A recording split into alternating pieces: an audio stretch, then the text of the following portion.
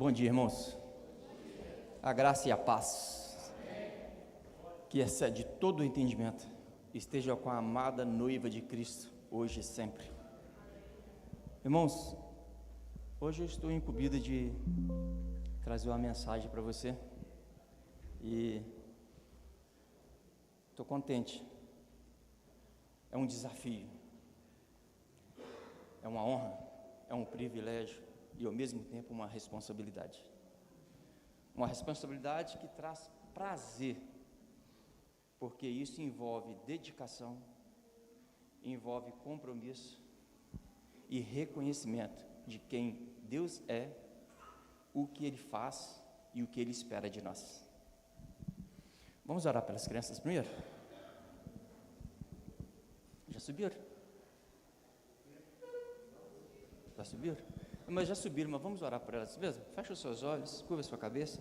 Pai, em nome de Jesus, nós colocamos nas tuas mãos a igreja de hoje, Mirim, que está na tua presença, que está aqui disposta a conhecer o Senhor, a entender os teus propósitos, a servir o Senhor, a te honrar e dedicar a sua vida na caminhada e na glória do Senhor. Dê aos professores hoje, mais do que o de comum, dê-lhes o sobrenatural do Senhor, para que eles possam impactar essas crianças hoje, que vão crescer no Evangelho, que vão ser ministros de louvor, que vão ser mensageiros do Senhor, que vão ser agentes de campo, que vai ser uma igreja viva, eficaz, uma igreja que vai falar da tua palavra, que vai falar do teu reino e que vai fazer diferença na geração deles. Então, Pai, nesta manhã, escreve no coração dessas crianças, dilata o coração dessas crianças com a tua vontade e com o teu propósito. É isso que nós te pedimos e te agradecemos, em nome de Jesus. Amém, meus irmãos? Irmãos, hoje, dia 25, eu quero avisar para os pessoal que fizeram a capelania, que as carteirinhas chegaram, e nós vamos agendar a carteirinha, o certificado, nós vamos anunciar para vocês e marcar um dia no culto, para a gente poder distribuir com todo mundo junto, amém? Irmãos, então vamos lá.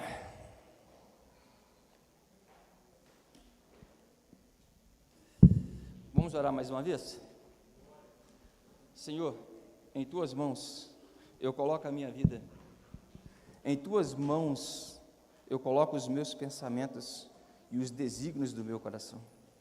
São falhos, Pai, são limitados, mas estão disponíveis ao Senhor, do jeito que o Senhor quiser, da forma que o Senhor quiser, porque eu me rendo à tua vontade, eu me rendo ao teu reino, ao rei que o Senhor é, e a tua soberania.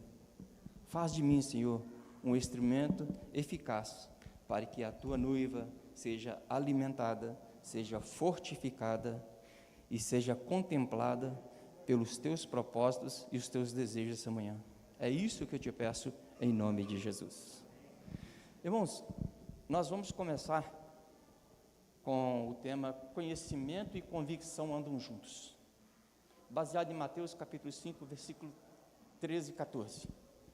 Mas o que eu quero começar com você, conhecimento, ele começa de algum lugar, ele parte de algum lugar. Então eu quero mencionar algumas coisas que basicamente o jargão do meio cristão gira no mundo em si de uma forma em que se torna fácil da gente comentar, e nós vamos ver que é simplesmente um jargão, mas a verdade, ela é pura, eficaz e absoluta. Então, o que eu quero dizer para você? Tem duas formas em que a sociedade e a igreja muitas vezes expressa de como chegamos a ter Jesus. A primeira, nós falamos que é por amor. E a segunda, que é genérica da primeira, que fala que é pela dor, e nós vamos ver que não é verdade. Por amor, em Efésios capítulo 2, 4 e 5. Abre, por favor.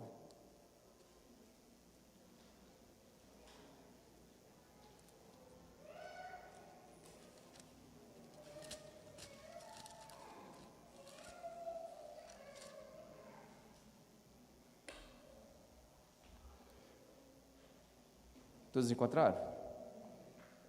Mas Deus é riquíssimo em misericórdia, pelo seu muito amor que nos amou, estando nós ainda mortos em nossas ofensas, nos vivificou juntamente com Cristo, pois pela graça sois salvos. Irmãos, aqui está. Como que nós chegamos ao Evangelho? Pelo amor de Deus, o Evangelho chegou a nós. Não tem outra forma. Ele nos amou, Ele pagou um preço, Ele cancelou a nossa dívida, Ele recolheu a gente e trouxe a gente aqui. Mas tem uma genérica disso aí que fala que é pela dor, e não é pela dor.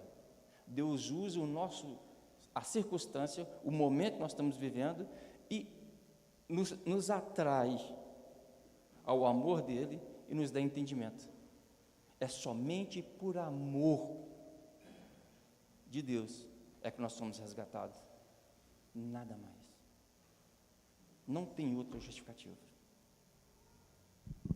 Então, como a gente começa na caminhada, nós temos duas versões. As pessoas costumam falar que há a versão do berço, a pessoa que nasce no berço, e a pessoa que é confrontada pelo Evangelho. A pessoa que nasce no berço, cristão, ela tem alguns privilégios.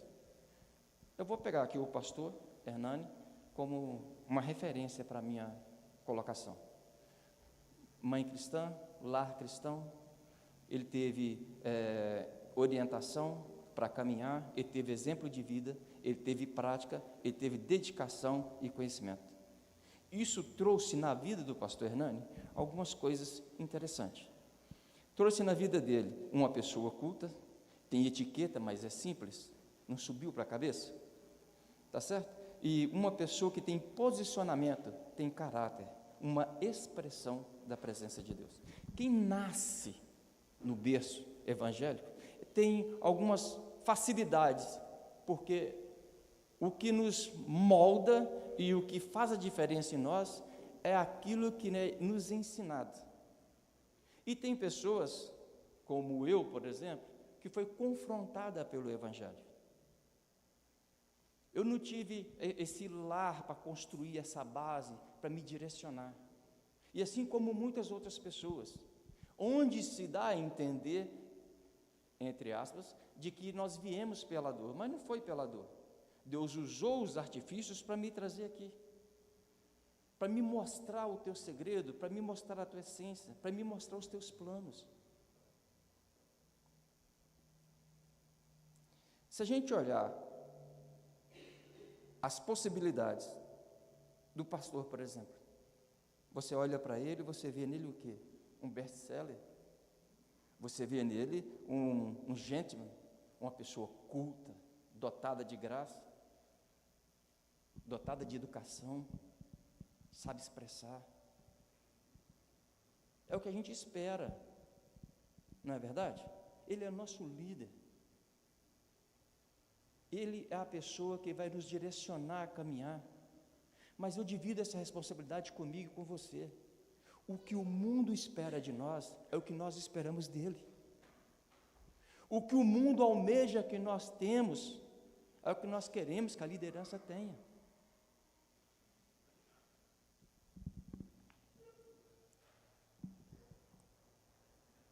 Não é uma bajulação,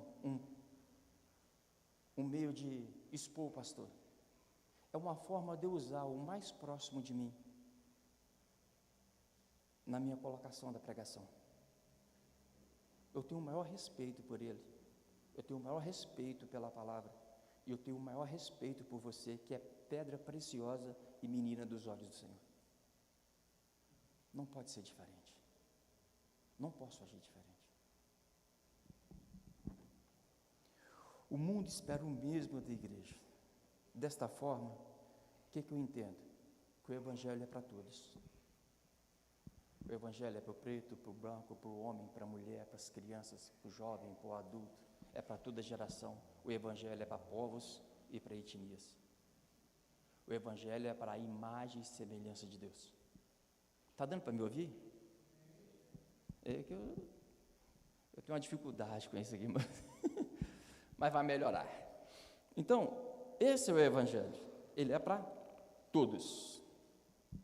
E agora é chegada uma hora de decisão, quando nós começamos a nossa caminhada. E essa decisão está lá em Josué, capítulo 24, versículo 15. Vamos lá.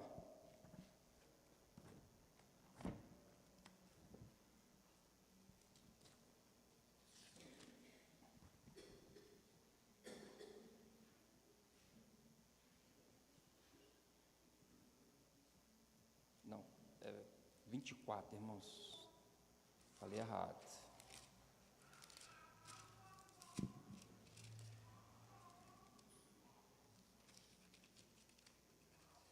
Vamos lá. Esse aqui fica mais fácil.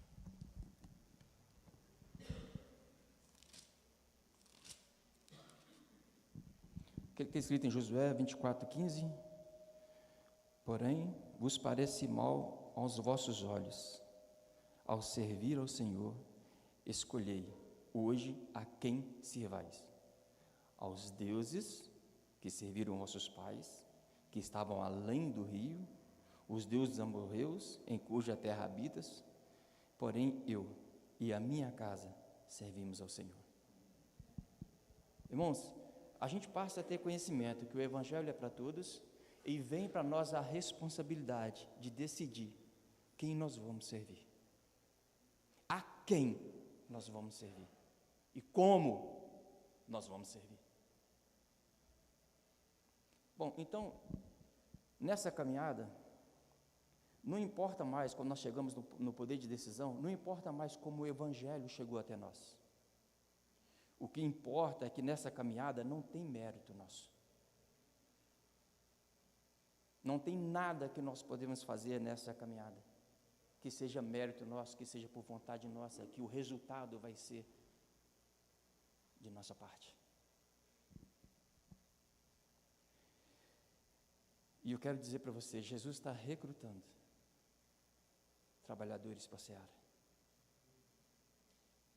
Ele está ansioso, nas minhas palavras, não que ele é ansioso, mas ele está disposto, ele está com os braços abertos, esperando por mim, por você, esperando para que a gente entenda que, apesar do nosso jeito, às vezes tímido, às vezes acomodado, às vezes recuado, a qualidade que você tem, Deus é o arquiteto que vai usar você do jeito dele, a favor dele, para que o reino dele seja anunciado.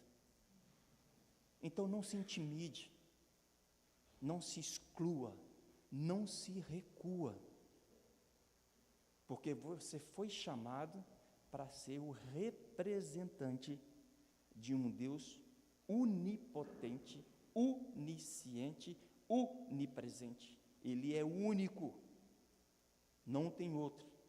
E se você olhar em toda a face da terra, você pode olhar com sua digital que não vai achar ninguém igual a você. Então não adianta falar que é para a direita, é para a esquerda, é para quem está atrás de mim, para quem está na minha frente. Não, é para você, é para mim. Não tem outro jeito, não adianta correr, não tem como escapar. O apóstolo fala: para onde eu irei? Se eu subir ao céu, hoje tu está lá. Se eu descer ao mais profundo do abismo, tu está. Se eu correr para a direita, para a esquerda, então vamos pegar Jonas. Para onde Jonas correu? Não adiantou, Deus estava lá. Estava com tudo preparado para que ele fosse usado do jeito que Deus queria, da forma que Deus queria. Bom, então, o que a Bíblia me ensina, que as formas que eu tenho para conhecer o Evangelho e conhecer Jesus, eu coloquei em 3 coisas. Primeiro, em Romanos capítulo 10, versículo 17. Vamos lá.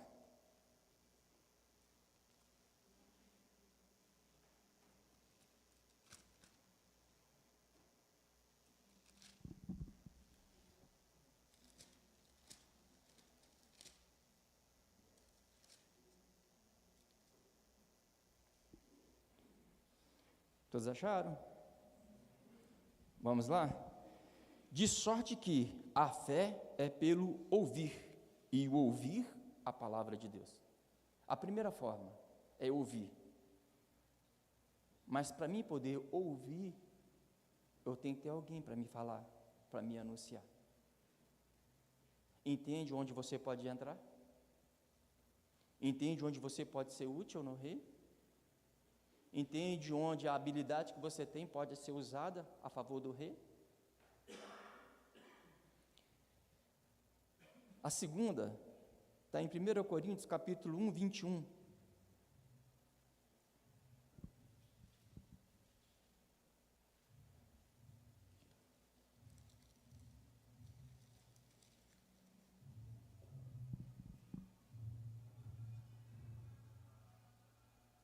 Que está escrito assim: visto como, na sabedoria de Deus, o mundo não o conheceu, a Deus pela sua sabedoria. Aprove a Deus salvar os crentes pela loucura da pregação. Irmãos, a segunda forma que nós temos de conhecer a Deus é pela pregação. E aí, essa passagem exige de nós um pouquinho mais. Para fazer a pregação, nós temos que ter informação, nós temos que ter conhecimento, e nós temos que ter disposição.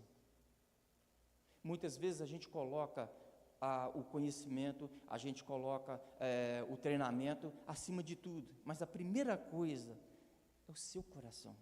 Se você se disponibilizar, se você entender, a palavra vai chegar em você. E pela loucura da pregação da palavra, chegou até mim, vai chegar até você, porque para o mundo é loucura. Eles não conseguem entender que satisfação a gente tem em ficar aqui na parte da manhã, no culto de manhã, para ouvir, para cantar, para bater palmas, para engrandecer esse Deus. Eles não conseguem entender.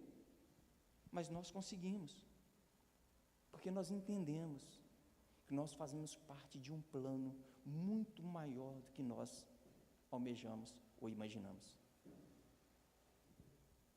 E a terceira, pelo testemunho dos cristãos, está lá em Atos 1:8. E como esse testemunho pode ser dado? Vamos lá, Atos 1:8, vamos ler. Onde toda a igreja conhece, né?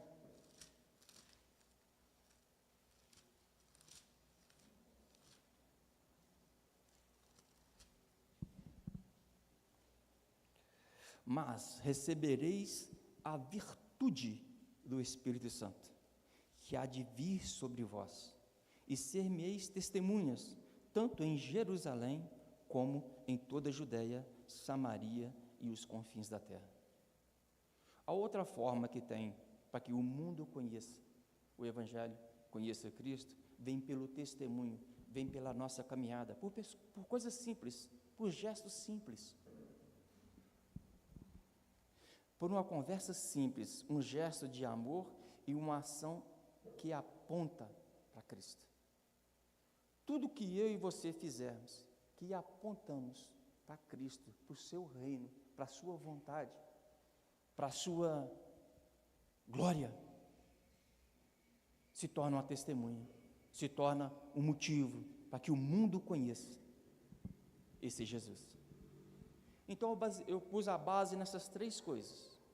E tem uma coisa interessante, que quando você começa a caminhar pela base, vem a sua experiência pessoal. E nessa experiência pessoal é que eu vejo que é o agir do arquiteto no plano dele, em nos enganjar, em nos encaixar, para que o nosso caminhar flua, o nosso caminhar seja contínuo, seja saudável e frutífero.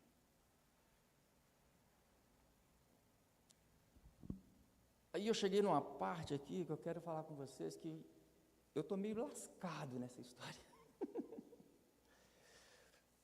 O Jair esteve aqui semana, acho que domingo, veio aqui e pregou Salmo 139. E deu uma aula de ciência e biologia na vida cristã. Eu falei, meu Deus, eu estou ferrado. O pastor veio na quarta-feira e falou, lembra da mulher de Ló? Eu falei, meu pai.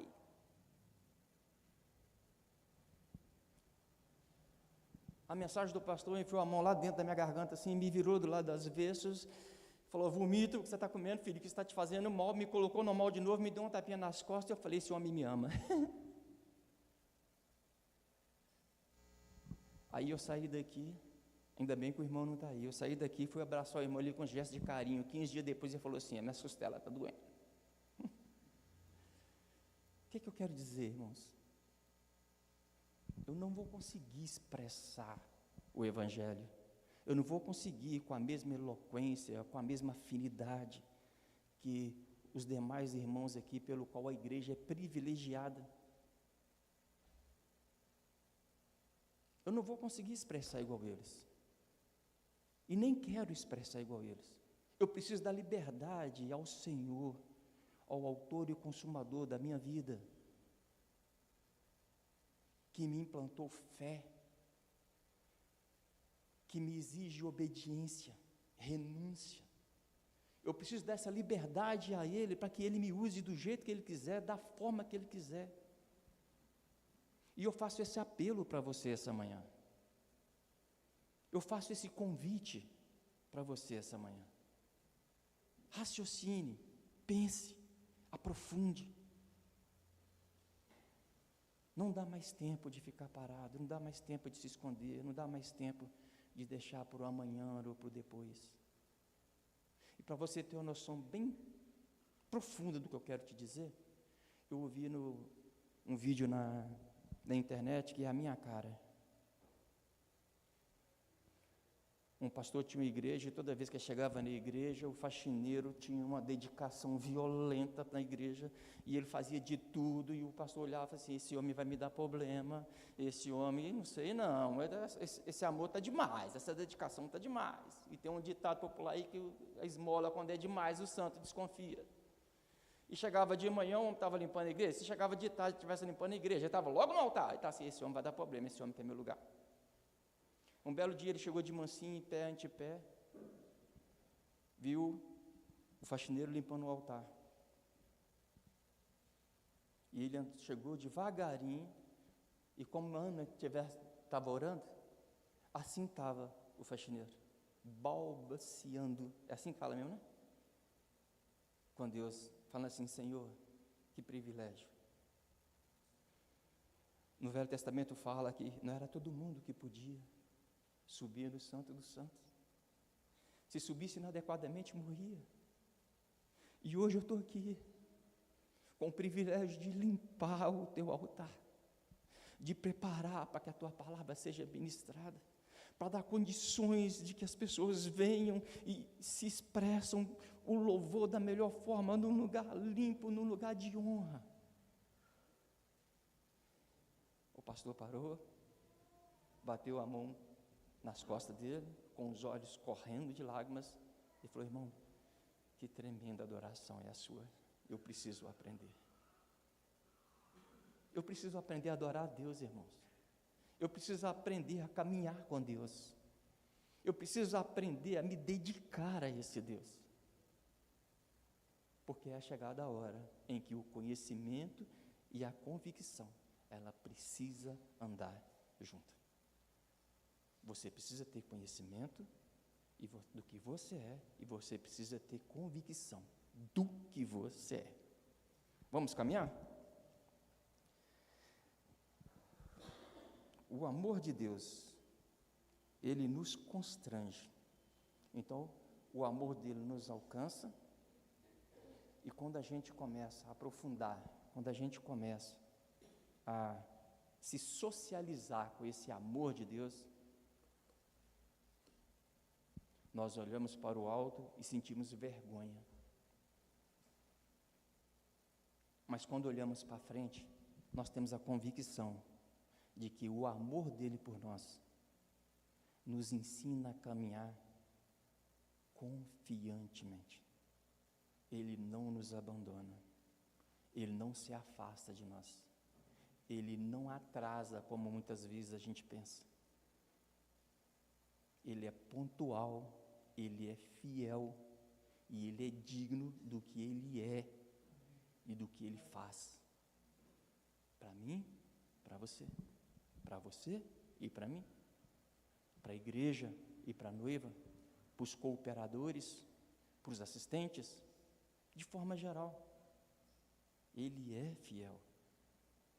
Então não precisamos temer desafios, problemas, dificuldades.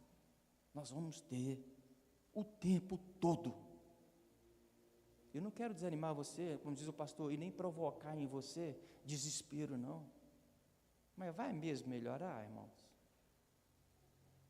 O nosso comportamento, a nossa intimidade, o nosso conhecimento, o nosso aprofundar com Cristo, sim, mas o mundo, não, porque a palavra precisa cumprir.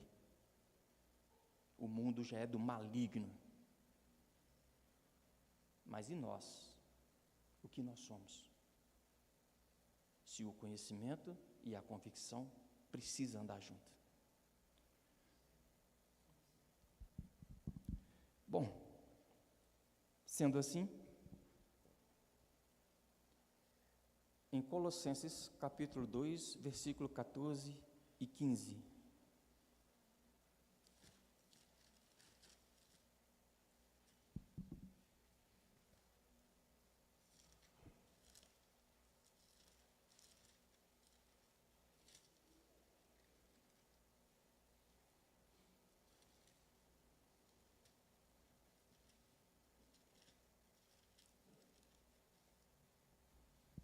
Vamos lá. Colossenses capítulo 2, versículo 14 e 15. Havendo riscado a cédula que era contra nós nas suas ordenanças, o qual de alguma maneira nos era contrária, atirou do meio de nós, cravando-a na cruz, e despojando os principados e potestades, os expôs publicamente, e deles triunfou em si mesmo. Irmãos, o que Jesus fez por nós? Muitas vezes nós temos a dificuldade de enfrentar desafios. Às vezes a gente olha para uma pessoa com um poder mais aquisitivo que a gente tem medo de se posicionar. A gente olha para uma pessoa que tem uma formação intelectual melhor do que a gente fica retraído em dar conselhos, a gente fica retraído em orientar, de alguma forma se manifestar o que a gente entende, que a gente acha que vai ser melhor. O nosso Deus chega lá, com tudo isso, com o autor das nossas acusações, expõe ele, publicamente, derrotando o inimigo das nossas almas.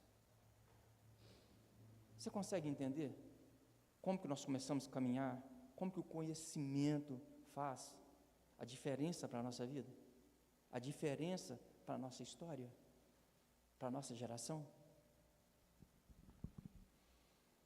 Marcos 3:27, vamos lá.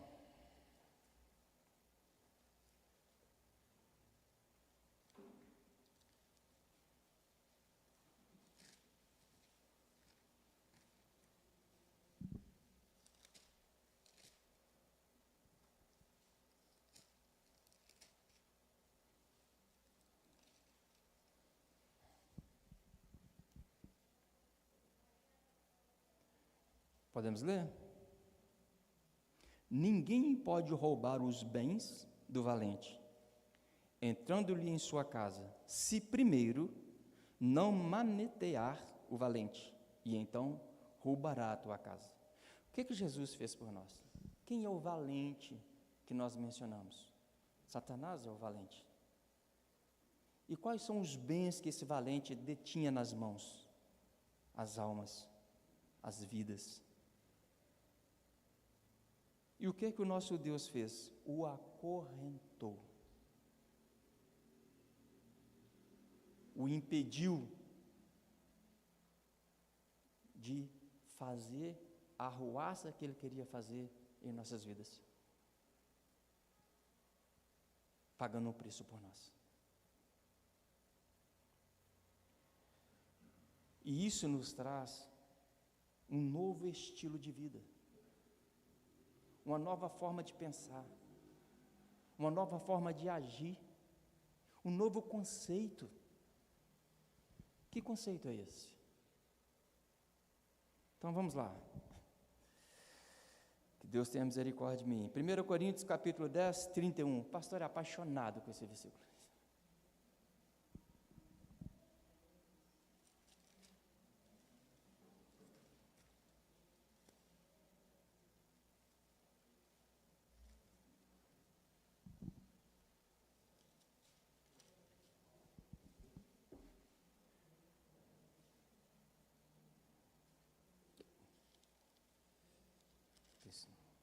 Tem 2 Coríntios. Vamos lá? Portanto, quer comais, quer bebais, ou façais outra coisa que seja, fazei tudo para a glória de Deus. Esse é o nosso estilo de vida. Tudo o que Deus fez foi para mudar o nosso estilo de vida. Tudo o que Ele se dispõe para nós é para que nós nos aperfeiçoamos na vontade dEle. E esse estilo de vida nos traz uma responsabilidade muito grande. Mas ninguém pode mais nos acusar, porque o acusador foi amarrado, exposto, e nós entramos a nosso favor o advogado, Jesus Cristo. Ainda hoje Ele é o nosso advogado. Eu não estou preocupado se a sua causa é impossível para você, eu não estou preocupado da circunstância que você encontra, eu estou preocupado em afirmar e convencer você que esse Jesus é o seu advogado. Ainda é o nosso advogado. Porque vai chegar o tempo em que Ele vai ser juiz e não vai dar mais para Ele defender a nossa causa. Ainda dá tempo de nós entendermos que esse advogado está à nossa disposição. Se nós temos um advogado tão competente, tão eficaz, que não acha nenhuma brecha de engano, de mentira, nada que possa manchar ele. Imagina o que ele pode fazer, porque ele conhece você, ele conhece o seu pensamento, ele conhece o seu coração, ele conhece eu e você desde o ventre da nossa mãe. Vamos pegar uma carona aqui no Jailson? Ele conhece, ele sabe toda a tua história, é o único que pode nos defender. E muitas vezes nós buscamos outros recursos e deixamos esse advogado espetacular de fora.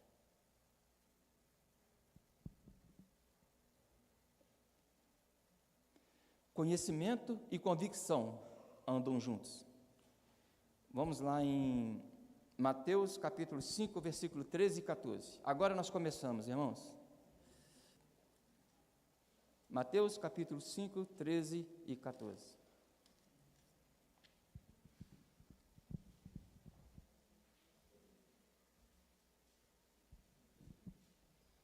Podemos ler? Vós sois o sal da terra.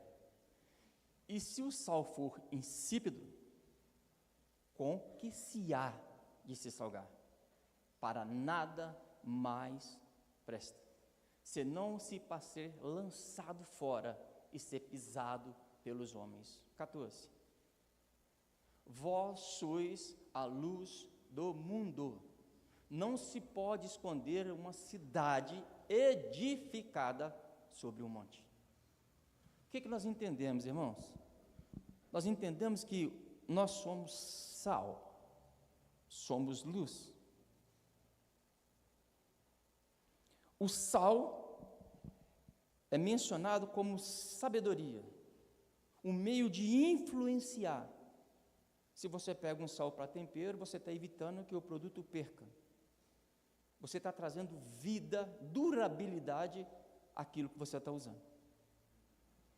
A luz, segurança. Ninguém gosta de andar no escuro.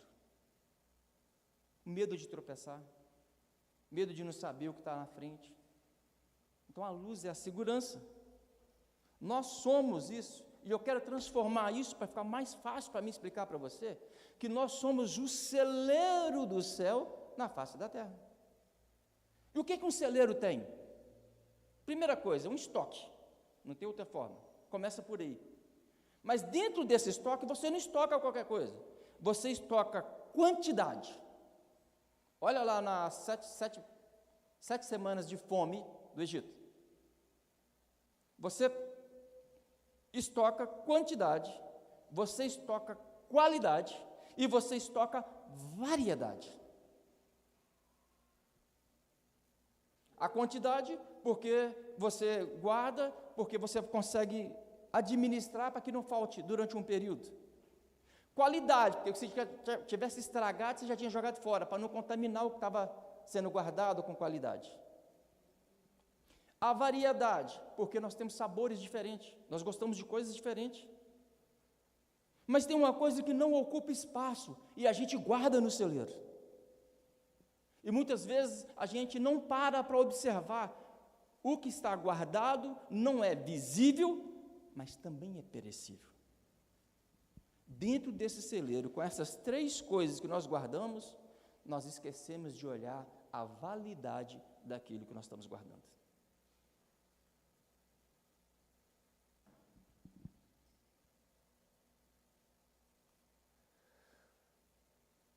E o que Deus tem colocado no meu coração é que se nós temos um celeiro, nós temos a bonança, nós temos qualidade, nós temos variedade. Como nós vamos fazer para usar? Como nós vamos expor esse estoque? Como nós vamos abrir as portas desse celeiro para alimentar esse povo? Mas eu quero ir mais além um pouco. Eu quero que você vá lá comigo em Marcos capítulo 6, versículo 42 ao 44.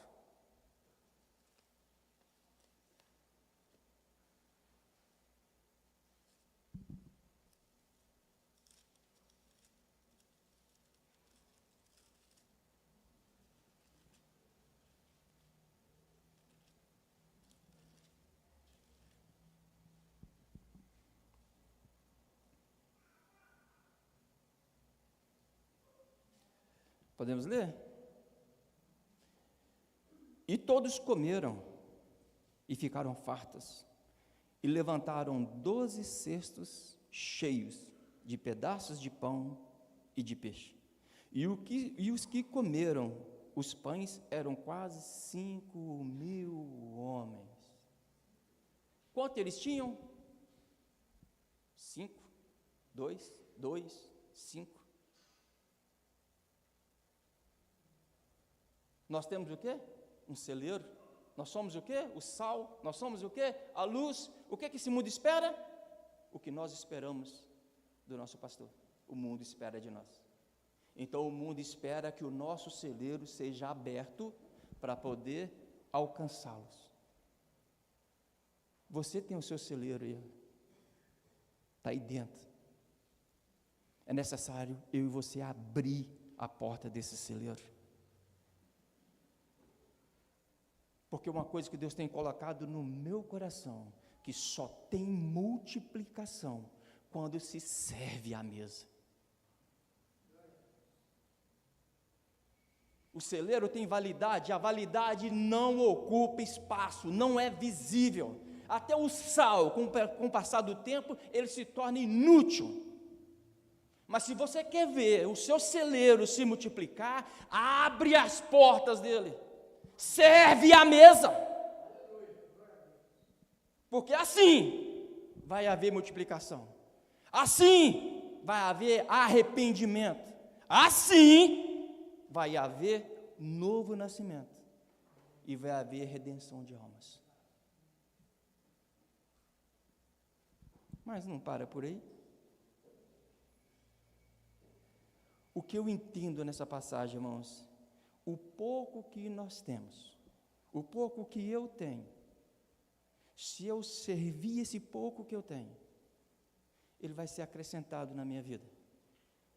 Mas se o meu celeiro for pouco, mas se eu se unir a este homem, a esta mulher, a sua família, se eu unir a você, a você, a você, a você, a você, o meu celeiro não vai faltar. Ele vai ter quantidade, ele vai ter qualidade, ele vai ter variedade e ele vai ter alimento, multiplicação. Não vai faltar. Nós temos um advogado. Amém? Então vamos caminhar, que eu estou achando que meu tempo vai explodir daqui a pouco. Bom, então, você tem conhecimento, você tem convicção de quem é você? Você tem a convicção de quem é você? Você precisa saber quem você é e você precisa ter convicção do que você é. Porque se você entendeu que você precisa de ter esse conhecimento profundo de você mesmo, de quem você é, e qual é a sua convicção, você está estruturado. Porque hoje nós vimos que nós somos o sal e a luz. Não só hoje, mas aqui é pregado a Bíblia. Isso aqui é normal, é uma mensagem muito simples. Tem pessoas melhores do que eu, está aí, ó, você. É só colocar à disposição. Você tem um advogado, você tem o conhecimento, você tem a convicção de quem você é, você entendeu que você é sal, você é luz, e agora acrescentou na sua vida que você é um celeiro, e que para o seu celeiro se manter ativo, ele não pode deixar com que a validade se perca, você rasga o teu peito, teu coração se expõe, a multiplicação acontece e você segue feliz da vida.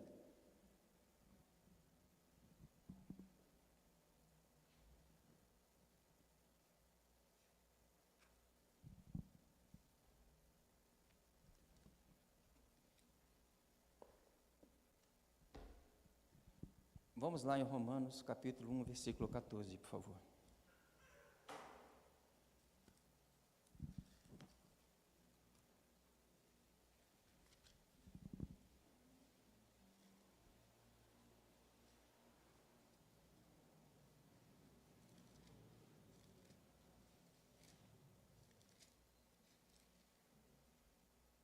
Acharam? Olha para você ver o que o apóstolo Paulo fala. Eu sou devedor tanto a gregos como a bárbaros, tanto a sábios como a ignorantes. Irmãos, o que nós entendemos aqui? Paulo fala que ele é devedor. Mas a Bíblia fala que a nossa dívida foi paga. O que eu aprendo com Paulo aqui é uma coisa muito simples. Ninguém pode me acusar que a minha dívida foi paga. Foi tirado de mim a acusação pela dívida, mas não foi tirado de mim, não foi tirado de você a responsabilidade de anunciar o Evangelho.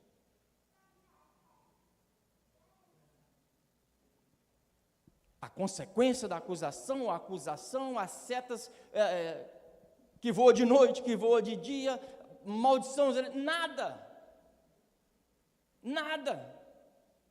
nada disso pode servir de pretexto ou de contexto para que eu e você continuamos com as mãos ressequidas, com os pés acorrentados, porque foi tirado de nós o fardo, não a responsabilidade de pregar o Evangelho.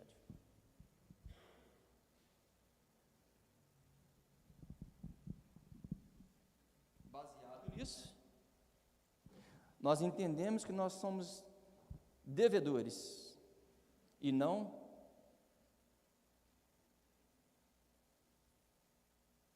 devedores do compromisso,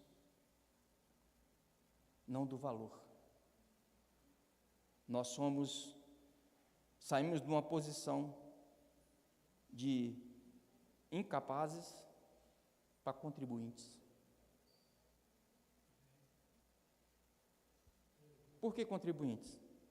Porque nós somos, quando o conhecimento chega para a gente, nós entendemos que se nós não temos mais um fardo pesado, foi trocado pelo fardo de Cristo, que é leve e suave, a vontade dele é perfeita e agradável, nós entendemos de que nós não podemos fazer nada para a salvação, mas podemos contribuir para que o evangelho da salvação possa ser anunciado.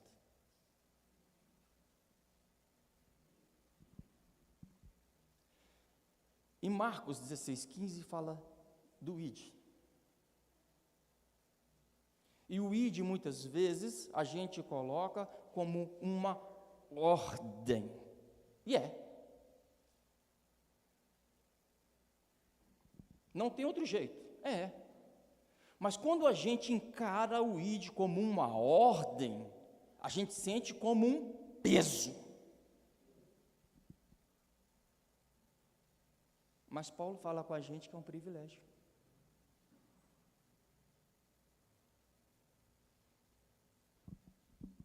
Irmãos, não tem nenhum versículo na Bíblia que nos dá motivo de parar ou olhar para trás. Você conseguiu entender? Nós buscamos respaldo aqui em tudo que nós precisamos. Muitas pessoas até questionam, a Bíblia não proíbe, eu posso fazer, mas não procura saber o que ela te incentiva a fazer. Está dando para entender? Ela só incentiva eu e você a olharmos para frente, a olharmos pelo alto, para o alto. As portas podem se fechar à direita, à esquerda, na frente, na retaguarda, mas os céus não estão fechados, os céus não fecham. A Bíblia diz que na cruz do Calvário, quando Jesus gritou, está consumado, foi rasgado o véu de cima a baixo e ele continua aberto. Mas é muito simples ele estar aberto. É necessário que eu e você entre. Desculpa, irmãos. Eu empolguei. É necessário entrar nesse véu. É necessário participar dessa mesa. E eu quero te dar um conselho essa manhã.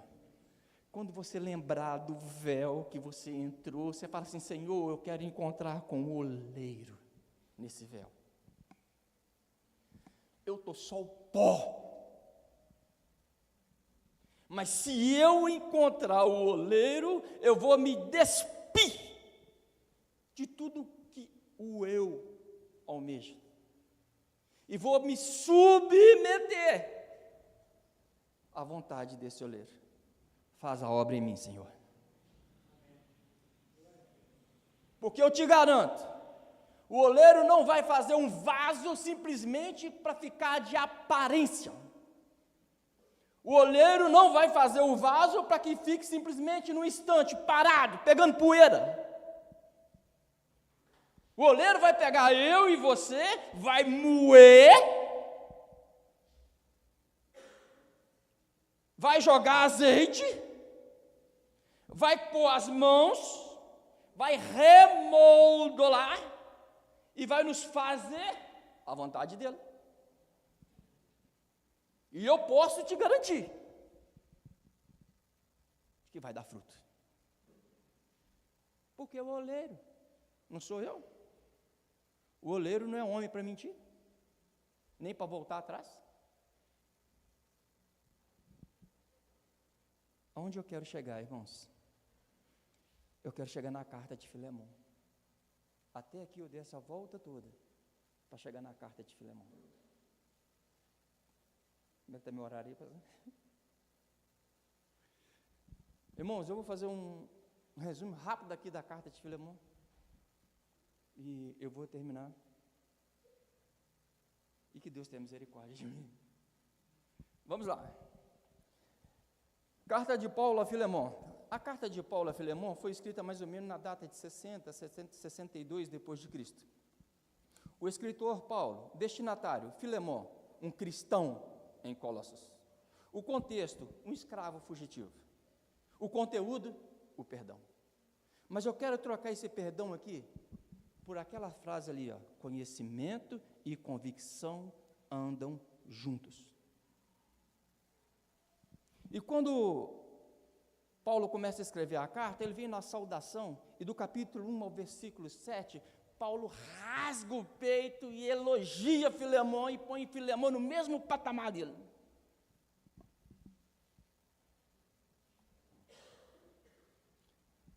Vamos ler? Fica mais fácil, né, irmãos? Vamos ler.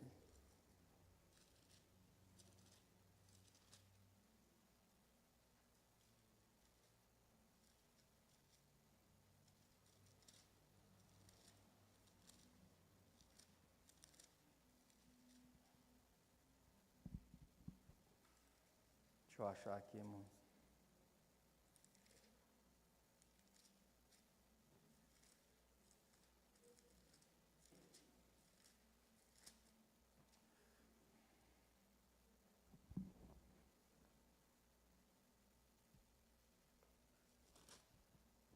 Vamos lá. Filemão capítulo 1. A carta de um capítulo só, com 25 versículos. Para mim poder ganhar tempo, eu vou ler só até o 7, irmãos.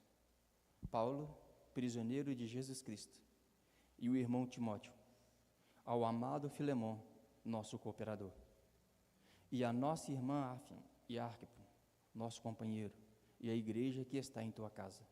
Graça a vós e paz da parte de Deus, nosso Pai, e da do Senhor Jesus Cristo. Graças dou ao meu Deus, lembrando-me sempre de ti nas minhas orações, ouvindo o teu amor e a fé que tens para com o Senhor Jesus Cristo e para com todos os santos, para que a comunicação da tua fé seja eficaz no conhecimento de todo o bem que em vós há por Cristo Jesus. Tive grande gozo e consolação do teu amor, porque por ti, ó irmão, o coração dos santos foi reanimado. Irmãos, Paulo começa aqui essa carta dele se identificando, mas ele se identifica como prisioneiro.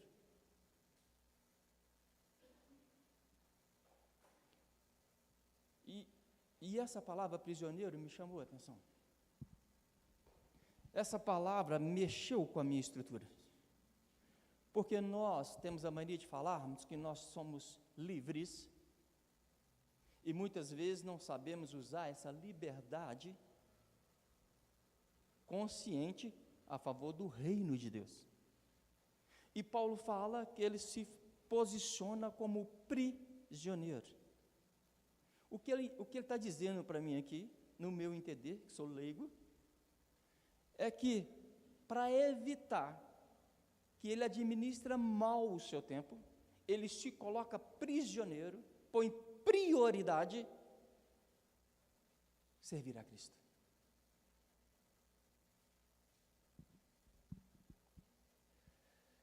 E ele faz menção de quem está com ele, e faz menção de toda a cúpula, de todos os cooperadores que estão lá, junto com Filemão, na igreja, na casa de Filemão.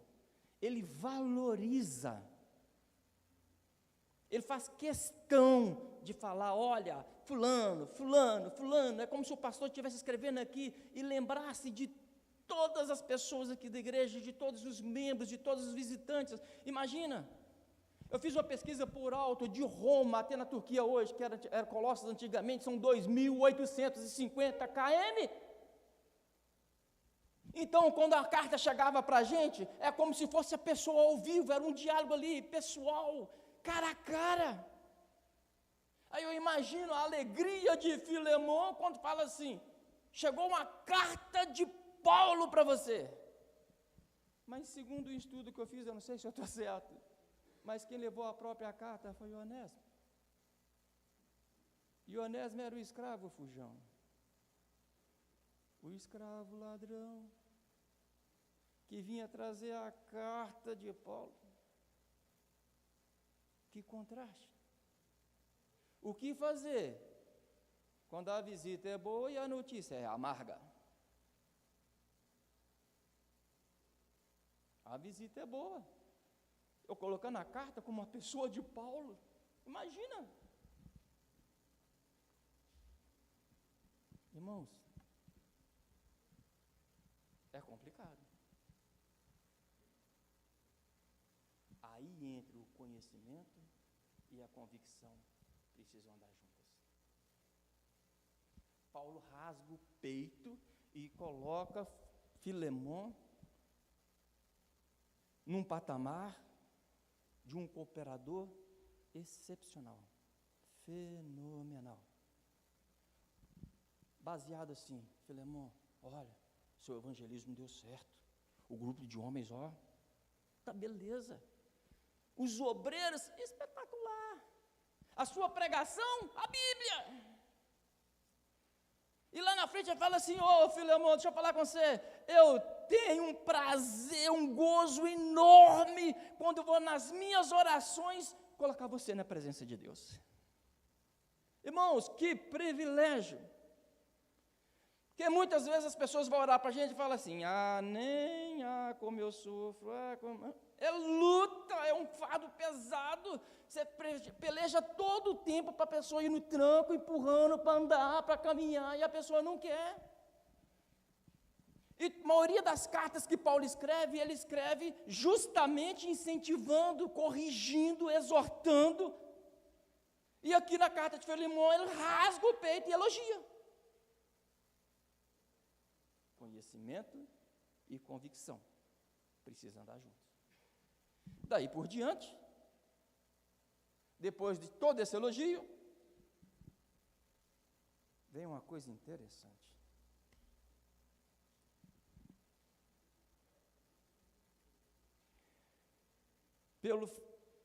Paulo faz um apelo de ação de graças a Filemon pela vida de Onésimo. Aí começa.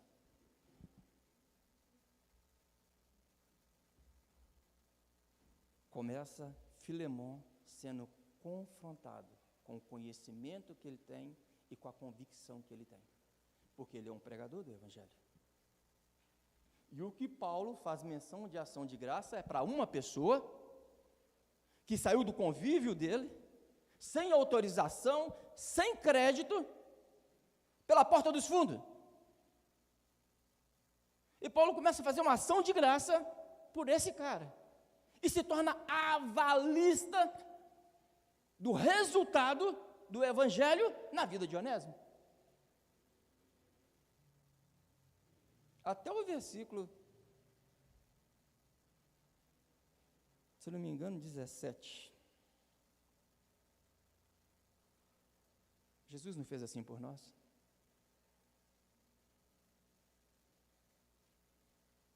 Ele não é o nosso avalista? Aqui eu entendo. O evangelista, a palavra e o mundo. A responsabilidade, o comprometimento e o resultado. Nessa convicção, nesse confronto em conhecimento e convicção, o que Paulo pede para Filemon é algo que Paulo sabia da profundidade, do abismo, da fissura que pode ter causado a partida de Filemon da casa, a partida de Onésimo da casa de Filemon.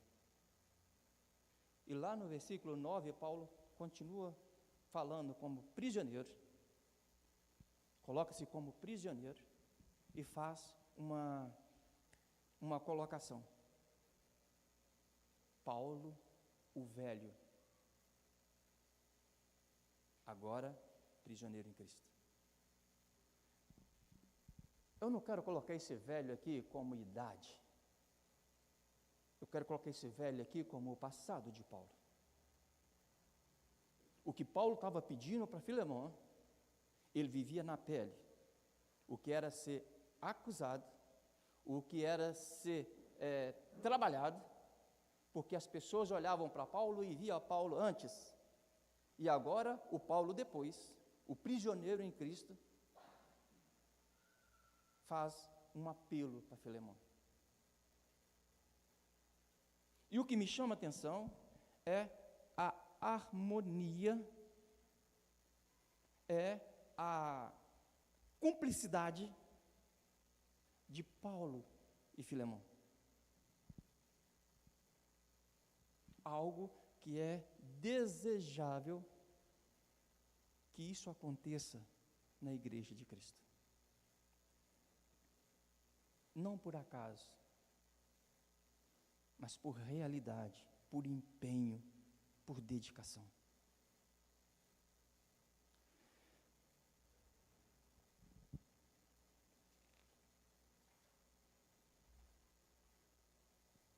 Então, do versículo 10 ao 17 vem o confronto, do 18 ao 21, Paulo se torna o avalista do passado de Onésimo.